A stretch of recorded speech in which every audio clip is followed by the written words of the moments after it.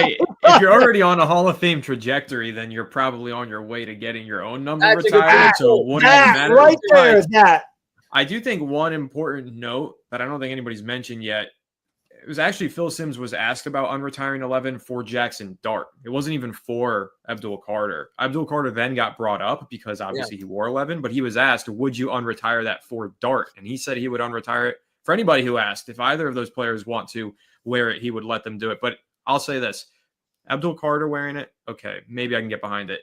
But Jackson Dart wearing 11, get out of here, because then you're just walking in the shadow of Phil Simms at the quarterback position. That would be a disaster. And what I think the Giants should do, and this is a solution, I think, for the whole retired numbers thing that all teams should adopt, actually going to pull from the Dallas Cowboys here. The number 88 is never retired. It's just given to the next best wide receiver. The Giants should pick one number on the offensive side of the ball and one number on the defensive side of the ball and make that a legacy number. The elite players that they draft, whether that would be if they wanted to unretire 11, and this is a good way to honor Phil Simms and honor everybody who comes, maybe 11 is now your legacy number. You draft an elite player, he wears 11, he retires, the next elite player wears 11, or maybe it's that on the offensive side of the ball, and then on the defensive side of the ball, maybe it's 91, not 56, obviously. But pick some legacy. In college. I think you could pick some, number 11 at Penn State, which is why Abdul Carter wants to wear it. So I think the Giants should find a solution for this, since it seems to be a topic of debate now every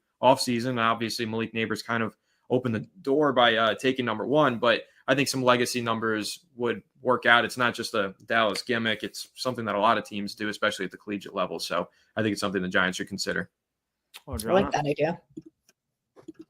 Yeah, I agree with Anthony. If you are good enough to wear a retired number after 4 or 5 years, why would you change it? You're making your own legacy at that point. So I understand what you mean, Acuna King. You should earn that number. But if you are good enough to earn that number, probably want to keep your own number and have your own legacy with your own number. To Anthony's point, Jackson Dart wearing 11, no, because it's the same thing as Carter wearing 56. You're playing in the shadow of that particular player. Like I said at the top of the broadcast, number 11 on defense is a little bit different, than Phil Simms throwing the balls, because you're not going to compare Abdul Carter to Phil Simms. But if Jackson Dart's wearing 11, of course he's going to come in with a bunch of pressure. Phil Simms is a borderline Hall of Fame, should be in Hall of Fame in my opinion. Absolutely. Second greatest Giants quarterback in the history of this franchise. Won a Super Bowl, pretty much had a big part in them winning the second one. They were, 13-3 that year. I think they were 11-2 when he got hurt. So you're just putting unwanted pressure on yourself, especially when you're a rookie. You already have lofty expectations coming to a team that's bad, and you're picked in the first round and they traded up to get you.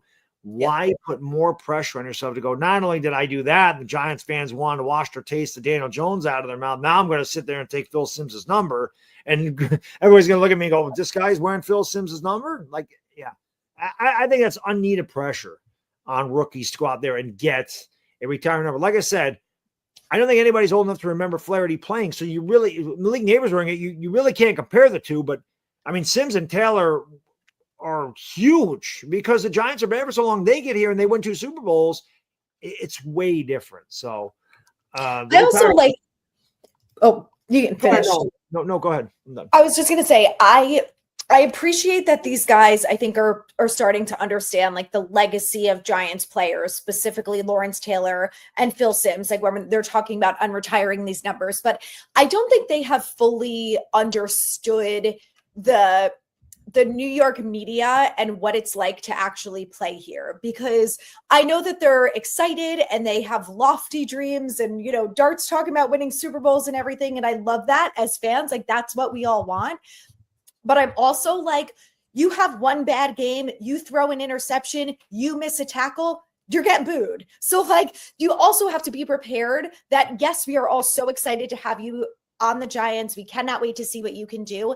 But I think this is why we're also like, build your own legacy, because you don't understand the pressure that you already are going to have starting as a New York Giant from a team that has been deprived of good quarterback play and winning football games. And now you want to talk about unretiring legends numbers on top of everything else that you're being thrown into. It's like putting someone in a pressure cooker. Like I think someone needs to be in their ear and be like, listen, let's take it one day at a time here first before we're talking about, legacies and Super Bowls from an organization who is the laughing stock about 2 months ago. Like, Yeah. let's tone it down a little bit first.